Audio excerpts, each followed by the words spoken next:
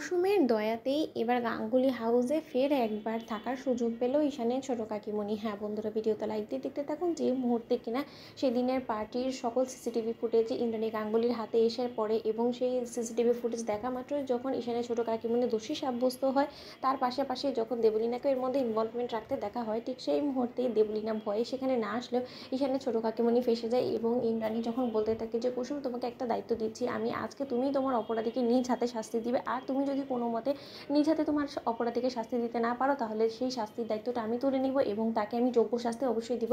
কারণ কালকে তোমার মান সম্মান ধূলিসাৎ করে দেওয়ার জন্য যে বা যারা এত বড় একটা চক্রান্ত করে তোমাকে ফাঁসানোর চেষ্টা করছে তাদেরকে এত সহজে তো ছাড় দিয়ে দেওয়া যায় না, তাই না?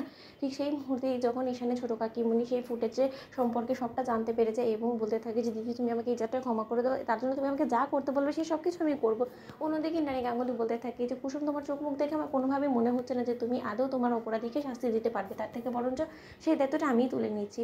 ঠিক সেই মুহূর্তে যখন ইন্দ্রাণী গাঙ্গুলি বলতে থাকে যে দীপালি, এক্ষুনি তুমি ছোট সকল ব্যাগ ট্যাগ সব কিছু প্যাক করে এখানে নিয়ে এসো এক্ষুনি। ঠিক সেই মুহূর্তেই যখন এখানে ছোটো কাকিমণির সকল ব্যাগ ট্যাগ সব কিছু এইখানে ছোটো কাকিমণির হাতে ধরিয়ে দিয়ে ইন্দ্রাণী গাঙ্গুলি তখন এখানে ছোটো কাকিমণিকে বলতে থাকে যে ছোট, তোর এইবারের মতন এই বাড়িতে থাকার সময় ফুরালো, এবার তোকে এই বাড়ি থেকে বেরিয়ে যেতে হবে। কারণ তোকে অনেক বিশ্বাস করে আমি আবার একটা সুযোগ দিয়েছিলাম এবং সেটা আমি কিন্তু তোর বরকেও বলেছিলাম, অথচ তোর বড়ও তোকে যখন স্বীকার করতে পারিনি, তার মানে আমার মনে হয় না যে কোনোদিনও তুই শুধরবি এবং তার জন্য আমার মনে হয় যে তোর একটা শিক্ষা খাওয়ার প্রয়োজন আছে এবং তুই আপাতত এই বাড়ি থেকে বেরিয়ে যায়, সেটাই তোর জন্য মঙ্গলের হবে এবং আমাদের সকলের জন্য। কারণ বারবার করে তুই এরকম কুসুমকে ফাঁসানোর জন্য চক্রান্ত করতে গিয়ে তুই রীতিমতো কোন দিন যেন আমাদের বিজনেসটাকে উজাড় করে দিবি। কারণ যেটা কিনা আমাদের খাবারের যোগান দেয়, এতগুলো মানুষের পেটে দুবেলা দুমুঠো ভাত তুলে দেয়, সেটার প্রতি তো আমি কোনোভাবেই অবহেলা করতে পারবো না, তাই না? তার থেকে বরঞ্চ তুই যখন এত বড় দুঃসাহস দেখানোর চেষ্টা করছিস তাহলে এর জন্য তো অবশ্যই তোর প্রাপ্য শাস্তিটুকু তোকে পেতে হবে, তাই না? ঠিক সেই মুহূর্তে যখন ঈশানের ছোটো কাকিমণি হাজার মিনতি করেও যখন কোনোরকম কোনো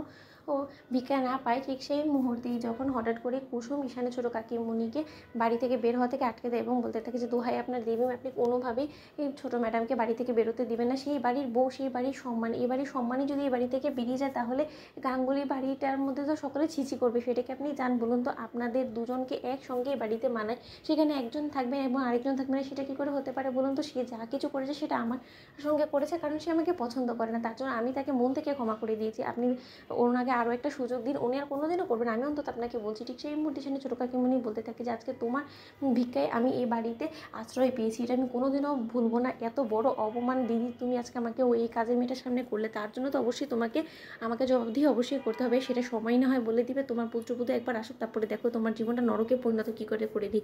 বন্ধুরা, লাইক শেয়ার করো, সাবস্ক্রাইব করো।